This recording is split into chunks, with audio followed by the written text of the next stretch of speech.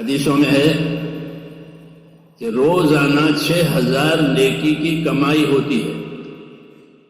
یہ بتایا آپ نے حدیث میں 6000 نیکی روز. جیسے کوئی روزانہ 6000 روپیہ کمائے، روزانہ 6000 نیکی کما سکتا ہے آدمی، لیکن وہ تھوڑے ہیں جو کماتے ہیں. صحابہ نے پوچھا وہ کیا؟ فرمایا جب ہر نماز کے بعد تسبیح فاطمہ پڑھے گا 33 مرتبہ سبحان اللہ، 33 مرتبہ الحمدللہ، 34 مرتبہ اللہ اکبر، یہ 100 ہو گئے، اور ایک کلمے پر 10 نیکی ملتی ہے، تو کتنے ہو گئی؟ 1000 نیکی ہو گئی. تو 5 نمازوں میں 5000. پھر سوتے وقت پڑھے اس کو 1000 وہ ہو جائے گی، تو کتنے ہو گئی؟ کہ روزانہ 6000 کی آمدنی ہے یہ پتہ، لیکن اس کے کرنے والے تھوڑے. صحابہ نے پوچھا اس کی کیا وجہ ہے؟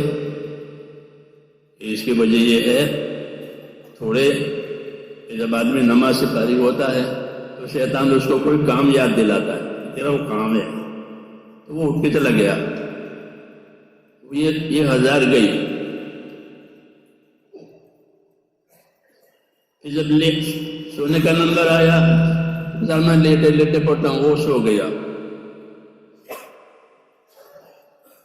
یہ اغوا ہے، اٹھا کے لے گئے. جیسے مال کی وجہ سے لوگوں کو اٹھا کے لے جاتے ہیں ڈاکو، یہ اعمال کی وجہ سے اٹھا کے لے جاتے ہیں. اور یہ باتیں اس لیے فرمائی گئی ہے تاکہ اس میں احتیاط کریں. احتیاط کریں کہ جب روزانہ 6000 نیکی ملے گی اور آخرت میں نیکی کی ضرورت پڑے گی. جیسے بازار میں مال کی ضرورت پڑتی ہے، بازار میں مال کی ضرورت پڑتی ہے، مال نہیں ہوگا تو آپ کو بازار سے کچھ نہیں ملے گا. بازار لدا ہوا ہے لیکن آپ کے پاس پیسے نہیں ہے، تو کہ بازار چندہ کے آگن دتر تہی دسترا دل پراگن دتر، کہ بازار جتنا آباد ہوگا غریب آدمی کو اتنا ہی پچھتاوا ہوگا کہ میرے پاس پیسے ہوتے تو یہ لے جاتا، میرے پاس پیسے ہوتے تو بچوں کے لیے لے جاتا، بہت کام کی چیز ہے، لیکن میرے پاس پیسے نہیں ہے. تو بازار تو آباد ہے اور غریب کا دل پریشان ہے، کیوں؟ گھر پہ پیسے نہیں ہے. ایسے ہی میرے لوگ جس کے پاس نیکی نہیں ہوگی وہ پریشان ہوگا. میرے پاس نیکی ہوتی تو آدمی کو یہ درجہ ملتا، یہ درجہ ملتا، یہ درجہ ملتا.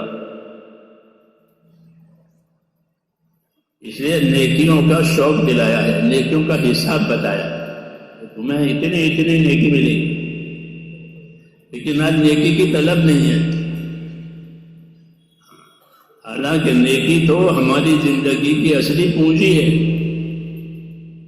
حسنات اور سیئات، نیکیاں اور بدیاں،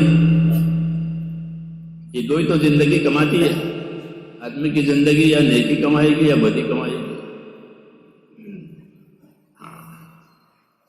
نیکی کمانے کا راستہ دیا، یہ نیکی کمانے کا راستہ